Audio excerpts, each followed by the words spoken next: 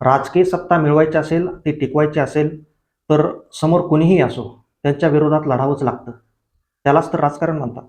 पण टिपू सुलतान हा एकमेव असा राजा होता, जो ब्रिटिशांच्या विरोधामध्ये लढला. आणि हिंदूचे असे बरेच राजे होते, बरेच नावं तुम्हाला भेटतील इतिहासामध्ये, जे ब्रिटिशांच्या सोबत, ब्रिटिश सरकारच्या सोबत हातमिळवणी करून ब्रिटिश सरकारला सपोर्ट करत होते. ब्रिटिश सरकारसोबत काम करत होते. अपेक्षित असं होतं की हिंदू राजांनी ब्रिटिश सरकारच्या विरोधात लढायला हवं होतं. पण तसं न होता ब्रिटिश सरकारसाठी काम केलं आणि बऱ्याच हिंदू राजांनी ब्रिटिश सरकारला पाठिंबा दिला.